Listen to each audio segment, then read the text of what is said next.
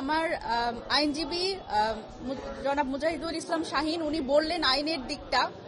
আমি আসলে আমার এই আইনি লড়াইয়ের যে রাজনৈতিক দিকটা সেটা বলতে চাই। সেটা হচ্ছে যে দেখেন, বিষয়টা হচ্ছে যে একটা আইন, সেই আইন যদি আসলে যেই কারণ আসলে আইনটা যেই কারণে আসলে তৈরি হয়েছিল, যাদের আসলে এই নির্বাচন প্রক্রিয়া থেকে বা একটা অবৈধ আনডিউ একটা প্রভাব বিস্তার করার জায়গা থেকে যাদের আসলে সরানোর জন্য এই আইনটা করা হয়েছিল, সেটা হচ্ছে মেইনলি আমলা, আইজিপি, যারা আসলে সত্যিকার অর্থে গুরুত্বপূর্ণ পদে থেকে এই ৩ বছর অতিবাহিত হওয়ার আগেই তারা যদি আসলে নির্বাচন করে, সেক্ষেত্রে যেই কনস্টিটিউয়েন্সিতে তারা নির্বাচন করে সেই ভোটারদের উপর একটা প্রভাব বিস্তার করবার জায়গা থাকে, এবং সে যদি আসলে নির্বাচন হয় সেই প্রতিষ্ঠানকেও এক ধরনের অবৈধ সুবিধা দেওয়ার একটা সুযোগ থাকে। কিন্তু প্রথমত আমার জায়গাটা হচ্ছে যে একজন যদি বলি যে স্ট্যাচুটরি অথরিটি, একটা ব্যাংক, ফাইন্যান্সিয়াল ইনস্টিটিউশন, সেখানকার একজন কর্মকর্তা, তার আসলে কিভাবে এই সক্ষমতা আছে বা এই প্রশাসনিক জায়গায় তার আসলে কতটা সক্ষমতা আছে যে একটা কনস্টিটিউয়েন্সিকে প্রভাব বিস্তার করার বা কোনো একটি প্রতিষ্ঠানকে একটা অবৈধ সুবিধা দেওয়া।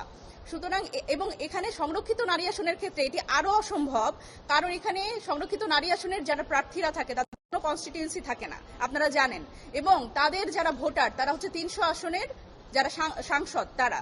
সুতরাং এই জায়গায় কোনোভাবেই এটি আসলে অ্যাপ্লিকেবল না আমার উপরে এই ধারাটি, এবং আমার মনে হয় যে এই ধারাটি আসলে আরো স্পষ্ট হওয়ার জায়গা রাখে, কারণ পৃথিবীর কোনো দেশেই এরকম একটা অস্পষ্ট ধারা নাই যেখানে আসলে যারা তরুণরা যারা রাজনীতি আসবে, আমরা বলছি ৫ আগস্ট পরবর্তী সময় আপনারা জানেন আমরা সবাই বলছি তরুণদের রাজনীতিতে আসতে হবে। এখন এই সরকারি চাকরি বা স্বায়ত্তশাসিত প্রতিষ্ঠানের নাম করে আসলে যারা সত্যিকার অর্থেই খুব নিরীহ কোনো যেই জায়গাগুলো আছে, ধরেন একজন প্রাইমারি স্কুল শিক্ষক বা ধরেন একজন সাধারণ ব্যাংক কর্মকর্তা, তারা যদি আসলে এই ৩ বছরের বারের তারা যদি নিজের ক্যারিয়ার স্যাক্রিফাইস করে এসেও জনগণের সেবায় রাজনীতি করতে আসে বা নির্বাচন করতে চায়, সেক্ষেত্রে কিন্তু এই যে ধারাটা এটি কিন্তু রাজনৈতিক ক্ষমতায়নে এবং একজন নাগরিকের রাজনৈতিক অংশগ্রহণকে একটা প্রশ্নবিদ্ধ জায়গায় করে তোলে, এবং এই জায়গাটা আমার মনে হয় যে রাজনৈতিক ক্ষমতায়নের ক্ষেত্রে নারী পুরুষ সবার জন্যই আসলে এটি বাধা।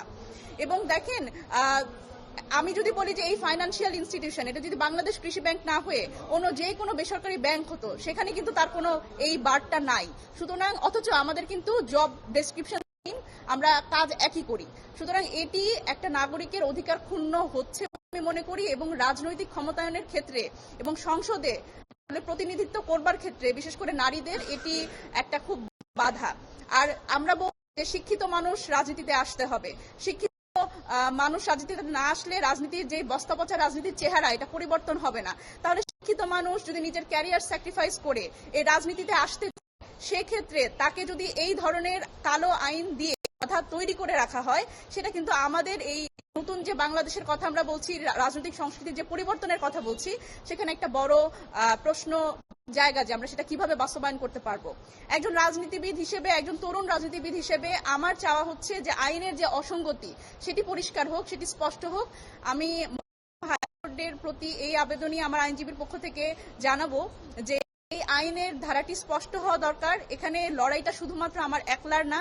আমি বিশ্বাস করি এই আইনের ধারাটি স্পষ্ট যদি হয়, আসলে যদি এরকমই হয় যে আমলাদের আপনাদের আটকানোর প্রয়োজন বা আইজিপিদের বা গুরুত্বপূর্ণ পদধারী যারা সত্যিকার অর্থেই প্রভাব বিস্তার করতে পারে রাষ্ট্রের বিভিন্ন জায়গায়, তাদের আপনারা আটকান, কিন্তু যারা এই ধরনের নিরীহ চাকরিতে ছিল তাদের আটকানো আমার মনে হয় না সঙ্গত বিষয়।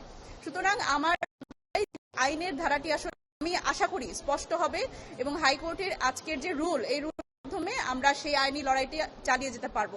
সকলকে অসংখ্য ধন্যবাদ। ঈদ আসবে, সাথে ক্যাশব্যাকও আসবে। নিজের বা প্রিয়জনের জন্য কেনাকাটায় এবারও নগদ পেমেন্টে পাচ্ছেন দারুণ ক্যাশব্যাক। তাই যাই কিনুন, পেমেন্ট করুন নগদে।